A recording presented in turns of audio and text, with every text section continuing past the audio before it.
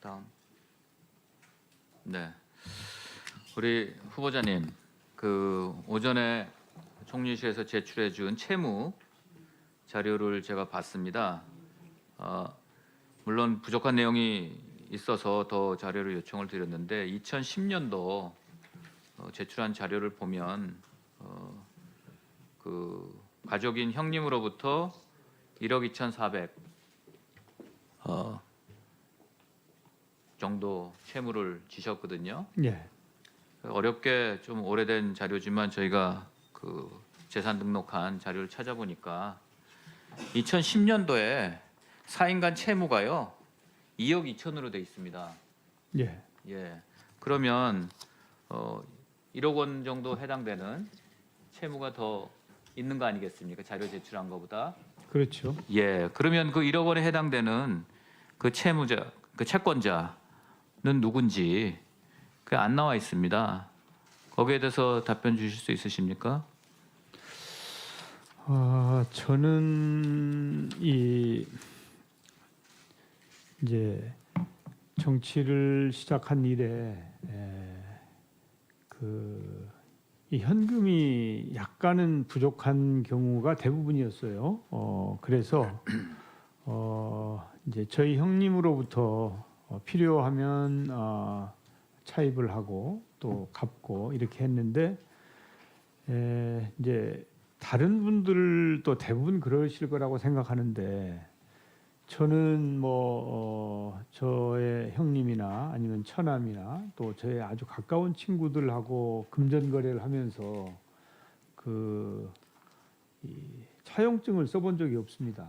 그러니까 알겠습니다. 예. 그건 지난번 말씀 주셨고요. 예, 그런데 이제 돈을 빌릴 때는 통장으로 받거나 수표로 받고 또 돈을 갚을 때도 통장으로 송금을 하거나 수표로 주거나 이런 예. 식으로 했는데 네. 사실 그 이제 왜 시간이 1억이라는 그 제출한 자료와 저희가 찾은 공직자 재산 등록 현황에 4인 간의 채무가 왜 1억이라는 차이가 나냐는 걸 여쭙는 거고요. 예. 그렇다면 그 1억이라는 차이를 돈을 빌린 당사자는 누구며 그분하고는 뭐 가족 관계인지 아니면 아까 자료 주신 것처럼 지인 관계인지 아니면 제3자인지 금융기관인지 전혀 안 나와 있기 때문에 그 당사자가 누구인지 그럼 그분하고는 제대로 된 채무의 어떤 이자를 지급한 건지 그거를 밝혀달라는 말씀을 드리는 거고요.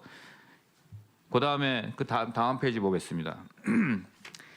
2011년도 마찬가지입니다. 2011년에 또 형님으로부터 1억 5천 정도, 정확히 1억 5천만 원입니다. 채무를 지셨다고 저희한테 자료를 제출해 주셨습니다.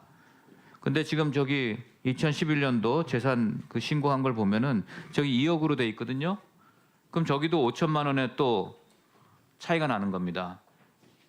그러니까 공직자로서 일을 하시면서 재산 등록을 했던 그 신고 내용보다 그 4인 간의 채무 관계에 대한 자료를 2010년에는 1억 정도, 2011년에는 5천만 원 정도, 뭐 일부러는 아니시겠지만 축소된 자료를 제출을 하셨다는 것을 말씀드리는 거고, 그럼 2010년에 1년에 해당되는 채권자는 누구였는지, 2011년에 5천만 원 저 차이가 나는 또는 어떤 분하고 거래를 하신 건지에 대해서 그 좀 자료가 필요하다.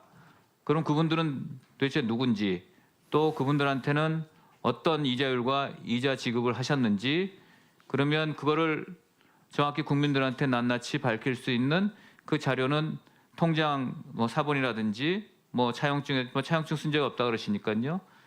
그 자료를 좀 마련해 주시면 좋겠습니다. 4시에 이제 뭐 이 증인들이 나온다고 하시니까 그렇게 해주시기를 좀 부탁드리겠는데 혹시 여기에 대해서 후보자님께서 기억해 보니까 저 1억은 뭐였고 5천만 원 뭐였다라고 좀 설명해 주실 게 있으세요? 네, 지금 당장은 드릴 말씀이 없습니다. 기억이 안 나시죠? 제가, 너무 오래된 일이니까. 현재 그죠? 제가 정확하게 하고 있는 것은 이 2019년 말 현재 그 부채가 있었는데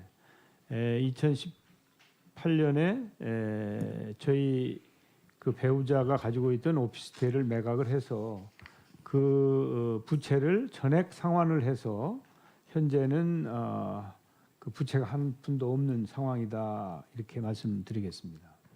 예, 뭐 알겠고요. 네. 저는 이제 그 후보자님의 그 말을 그 믿고 싶고 그런데 이렇게 차이가 있기 때문에 이것도 공식 문서 아니겠습니까? 총리실 그 후보자님을 예.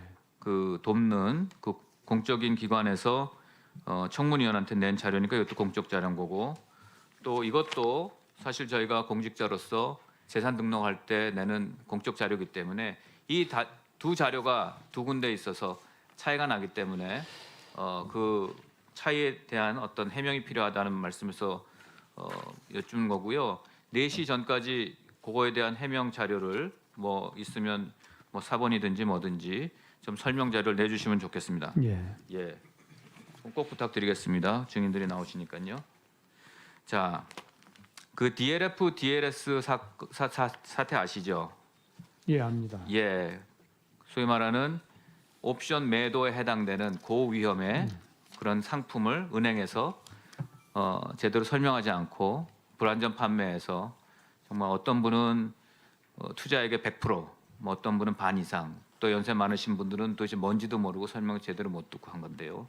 지금 라임 사태라고는 들어보셨습니까? 예, 들어봤습니다. 이건데요. 지금 이거는 한술 더 뜹니다. DLS, DLF보다. DLS, DLF가 단순히 불안전 판매 문제라면은 이 라임 사태는요. 대체 금감원의 고위 관계자가 어디서부터 손을 대야 할지 감이 안 잡힌다라고 얘기를 하고 있고요. 불안전 판매 플러스 사기 횡령의 혐의가 있다.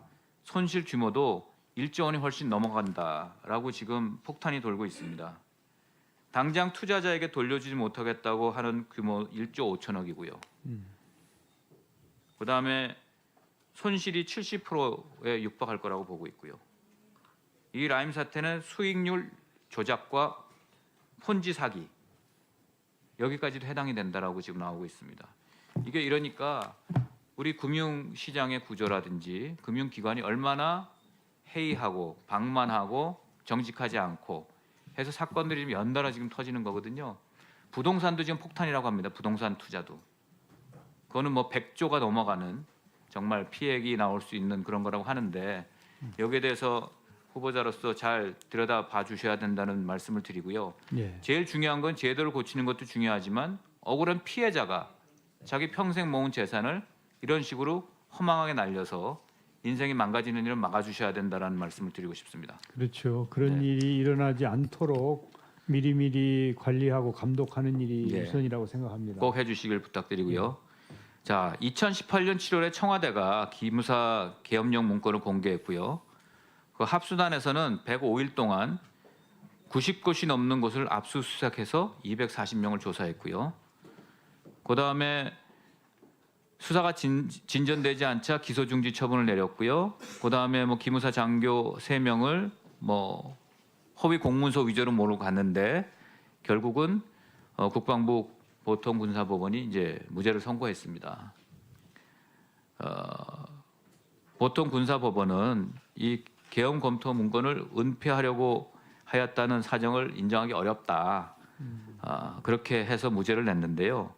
작년 7월에 문재인 대통령께서 지시를 해가지고 계엄 문건에 대한 내란 음모에 대한 수사를 105일 동안 90곳을 압수수색했습니다. 240명 조사했고 먼지털이식 수사를 한 겁니다. 무죄가 선고됐습니다. 사실 무리수 둔 거 아니겠습니까, 그죠?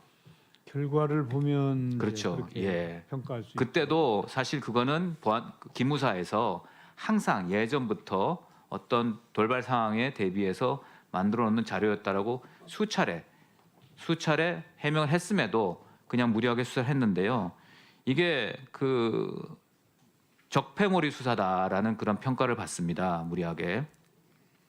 그렇기 때문에 이것이 무죄가 났으면 결국은 대통령께서는 국민에게 이게 여차여차해서 적폐를 잡으려고 했는데 무리했다.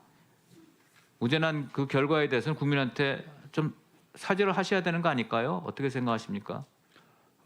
제가 사실은 그 전후 사정을 정확하게 파악하고 있지 못해서 전후 사정을 좀 더 정확하게 파악해 보겠습니다. 예, 그럼 다음 그 지순서 때 답을 좀 부탁드리겠습니다.